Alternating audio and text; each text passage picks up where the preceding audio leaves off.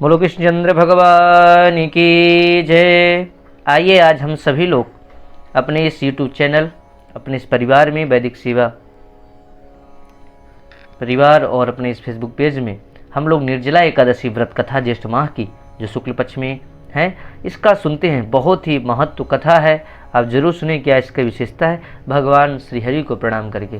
वंशी विभूषित करान्नवनीरदाभात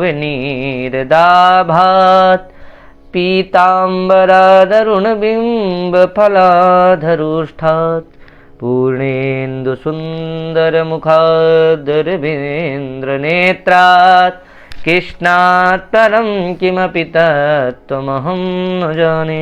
बोलो कृष्णचंद्र भगवान की जय। निर्जला एकादशी व्रत कथा में कुंती पुत्र भीम ने कहा, हे पितामह, माता श्री कुंती, भ्राता श्री युधिष्ठिर, अर्जुन, नकुल, सहदेव एवं द्रौपदी सभी एकादशी को व्रत करते हैं और वे मुझे भी उपवास करने के लिए कहते हैं। मेरा उन सब से निवेदन है कि मैं सब कुछ कर सकता हूँ, भक्ति भाव से इष्ट की पूजन कर सकता हूँ, दान दे सकता हूँ, सब कुछ कर सकता हूँ, परंतु उपवास नहीं कर सकता। यह सुनकर वेद व्यास जी बोले, हे पुत्र भीम, नरक और स्वर्ग का भेद जानते हुए तुम्हें प्रत्येक माह की दोनों एकादशियों का उपवास अवश्य करना चाहिए। यह कहकर भीम बोले, हे पितामह, मैं पहले ही कह चुका हूँ कि मेरे पेट में अग्नि का वास है, इसके लिए मेरे पेट में निरंतर भोजन रहना जरूरी है, अतः मैं बिना भोजन के एक दिवस भी नहीं रह सकता हूँ।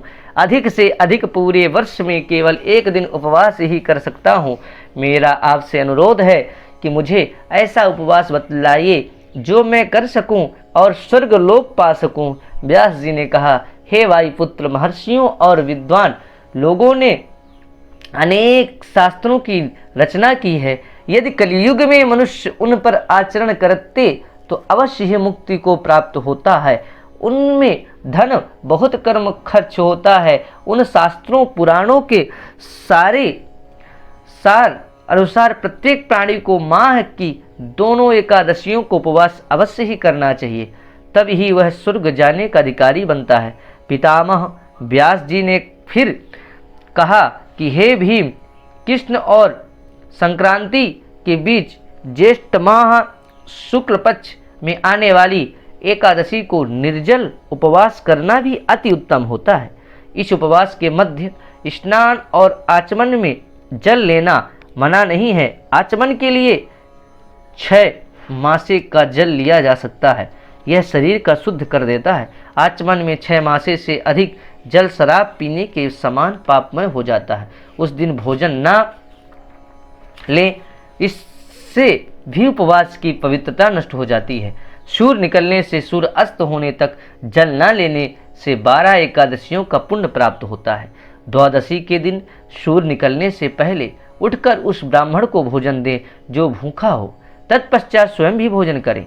वेदव्यास जी ने कहा, हे भीम, मधुसूदन ने मुझे कहा था कि इस अकेली एकादशी का महात्म्य सब तीर्थों और दान के फल के बराबर होता है। एक दिन निर्जल उपवास करने से प्राणी के सारे पाप नष्ट हो जाते हैं। निर्जल उपवास करने से मरने वाले प्राणी को यमदूत के दर्शन नहीं होते, अपितु स्वयं विष्णु भगवान के दूत उसे अपने हाथ विमान में बैठाकर विष्णु धाम को ले जाते हैं। अतः निर्जला एकादशी का यह व्रत संसार में सबसे श्रेष्ठ होता है। अतः निष्ठापूर्वक एकादशी का यह निर्जल व्रत करना चाहिए। इस दिन ओम नमो भगवते वासुदेवाय इस मंत्र का उच्चारण करें, जप करें, तत्पश्चात गौदान करें। अब यह एकादशी भीमसेनी एकादशी या पांडव एकादशी के नाम से भी जानी जाती है। निर्जल उपवास करने से पहले प्रभु का पूजन कर उनसे निवेदन करें, हे प्रभु, आज मैं तो निर्जल व्रत करूंगी, परंतु भोजन मैं कल ही लूंगा या लूंगी। मैं इस उपवास को भाव से करूंगा ताकि मेरे पास सारे पाप जल जाएं। इसी दिन बड़े कपड़े से ढॉप कर स्वर्ण सहित दान करें। इस उपवास के उपरांत स्नान, ध्यान, तप करने से करोड़ फल स्वर्ण दान करने का तुल्य फल मिलता है। इस दिन यज्ञ होम करने से मिलने वाला फल अवर्णनीय है। निर्जला एकादशी व्रत से परम धाम विष्णुलोक मिलता है। इस दिन भोजन लेने वाले मनुष्य चंडाल समझे जाते हैं और नरकगामी होते हैं। मद्यपान करने वाले चोर, गुरु से द्वेष भाव रखने वाला, ब्रह्म हत्या करने वाले, झूठ बोलने वाले इसी निर्जला एकादशी का पुण्य प्रभाव से दोष मुक्त हो अंत काल में सुरगामी बनते हैं। वेद व्यास जी ने कहा, हे कुंती पुत्र, भीम विधिपूर्वक तथा नियमानुसार यह निर्जला एकादशी व्रत करने वालों के लिए कुछ नियम है, जो इस प्रकार। सर्वप्रथम विष्णु भगवान की श्रद्धा भाव से पूजन करें, तब गौदान करना चाहिए। ब्राह्मणों को दान दक्षिणा मिष्ठान आदि दें। इस उपवास वाले रोज छत्र, वस्त्र, अन्न तथा उपाहन दान में दें। अतः इस कथा का श्रद्धा भाव और प्रेम से श्रवण और पठन करने वाले को स्वर्ग की प्राप्ति होती है।